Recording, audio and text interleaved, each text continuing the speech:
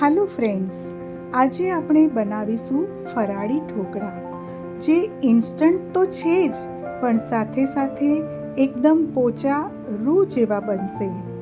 આપણે ફરાળી ઢોકળાની recipe start કરીએ એ પહેલાં આપને મારી રિક્વેસ્ટ છે કે જો હજી સુધી આપે મારી ચેનલ સબસ્ક્રાઈબ ન કરી હોય તો સબસ્ક્રાઈબ કરી દેશો અને બેલ બટન પણ પ્રેસ કરજો, જેથી મારા નવા વિડીયોનું નોટિફિકેશન તમને મળતું રહે.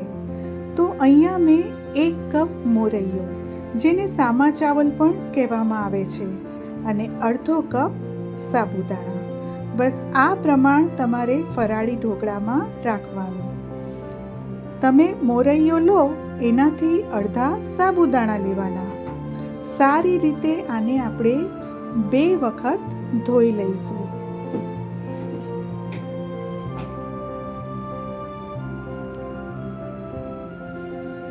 ચાલો બીજી વખત પણ હવે ધોઈ લઈએ, જેથી જે ડસ્ટ કચરો હોય એ બધું જ નીકળી જાય.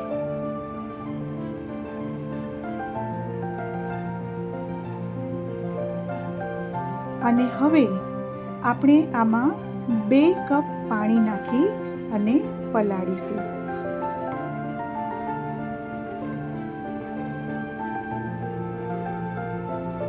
આ 2 કપ પાણી નાખી દીધું છે અને હવે આને માત્ર 15 મિનિટ માટે જ આપણે ઢાંકીને મૂકી રાખવાના છે.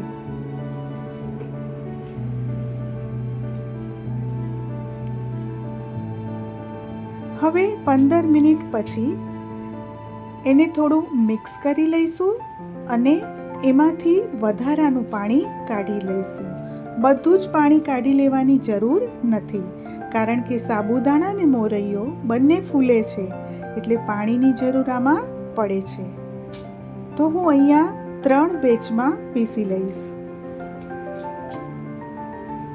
5 કપ છાશ એડ કરી છે અને હવે આપણે ઇડલી ઢોસાનું જેવું બેટર હોય એવું જ આપણે પીસી લેવાનું છે.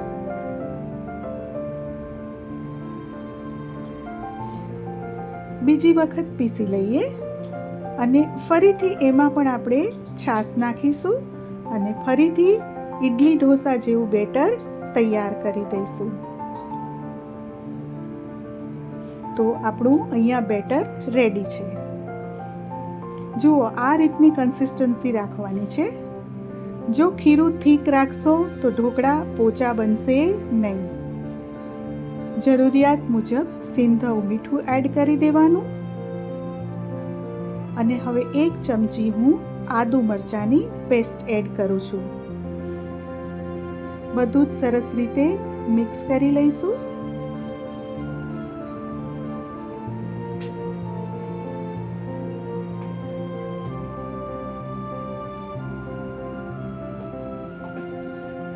અને હવે આમાં આપણે 1 ચમચી તેલ નાખીશું.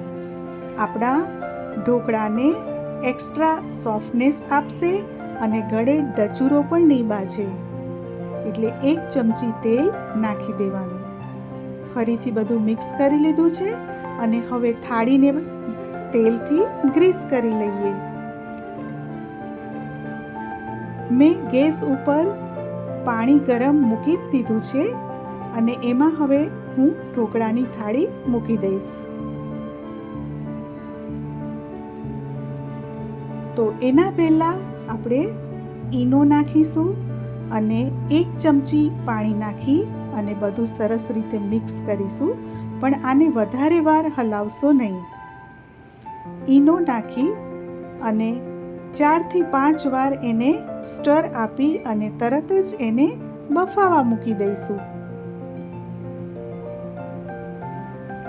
થાળીમાં મેં ખીરું સ્પ્રેડ કરી દીધું છે અને હવે મેં તગારામાં પાણી મૂક્યું હતું, એના ઉપર સ્ટેન્ડ અને એની ઉપર આ ખીરાની થાળી, મરી પાવડર અને લાલ મરચાં પાવડર થોડો છાંટી દીધો છે.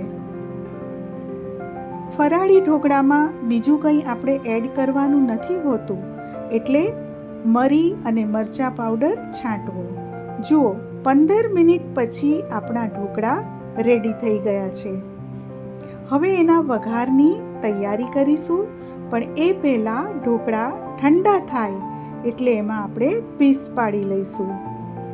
અને જો ઢોકળા ઠંડા થશે તો જ સરસ પીસ પડશે, એટલે જરૂરથી એને કમ્પ્લીટલી ઠંડા થવા દેજો. ઢોકળા તો આપણા ખૂબ જ સરસ બન્યા છે. હમણાં હું તમને એક ઢોકળું કાઢીને પણ બતાવું છું.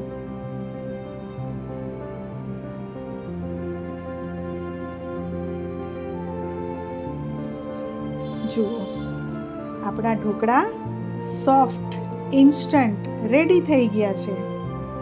તો હવે આપણે એના વઘારની પણ તૈયારી કરીએ. તો અહીંયા વઘારિયામાં 2 ટેબલસ્પૂન તેલ ગરમ કર્યું, 1 ટીસ્પૂન જીરું અને 1 ટેબલસ્પૂન તલ નાખ્યા છે. મીઠી લીમડી નાખી દઈશું. અને બસ હવે આ વઘાર આપણે આપણા ઢોકળા ઉપર સ્પ્રેડ કરી દઈએ. તો તૈયાર છે આપણા ફરાળી ઢોકળા. ફ્રેન્ડ્સ, આમાં તમે વઘારમાં લીલા મરચાં એડ કરી શકો છો. પછી આની ઉપર તમે કોપરાનું છીણ પણ છાંટી શકો છો. આ બધું તમે વેરિએશન કરી શકો છો, પણ ફરાળી ઢોકળામાં ખાસ વેરિએશન હોતું નથી. અહીંયા મેં લાલ મરચાંના ઝીણા ઝીણા ટુકડા ઉપરથી નાખ્યા, ધાણા પણ છાંટી દીધા. જુઓ, જોતાં જ ખાવાનું મન થઈ જાય એવા આપણા ફરાળી ઢોકળા બન્યા છે. ફ્રેન્ડ્સ, જો આપને મારી રેસિપી ગમતી હોય તો મારા વિડીયોને લાઈક આપી શેર કરશો. અને ફરીથી મળીશું એક નવી રેસિપી સાથે. Thanks for watching.